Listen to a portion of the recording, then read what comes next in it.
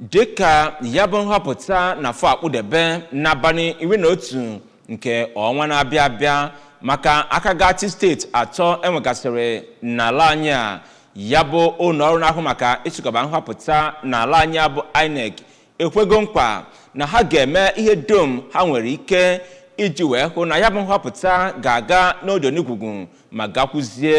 n'ụzọ ndị mmadụ ga-anabata. Ka Ekwi Ajide kọchapụrụ gị akụkọ a.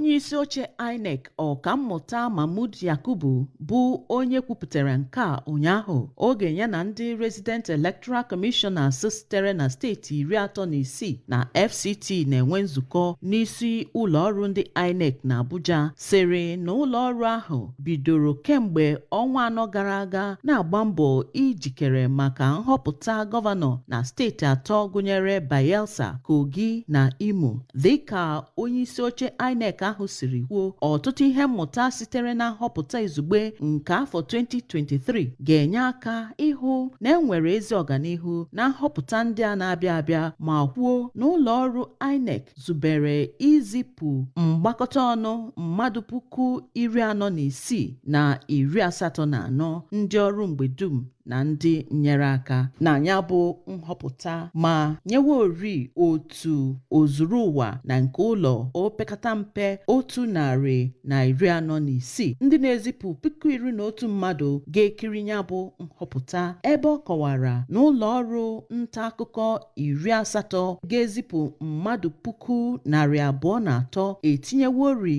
akwụkwọ maka ịchụ nta akụkọ na nhọpụta ahụ. O kwupụtakwara na ha ezigala non-sensitive material niile ha ga-eji rụọ ọrụ na nhọpụta ahụ na steeti atọ ahụ, ebe nkwado ndị ọzọ tinyere nkụzi dị iche iche na-aga n'ihu. Site na Abuja, Princess Ekwi Ajide, akụkọ ụwa ABS.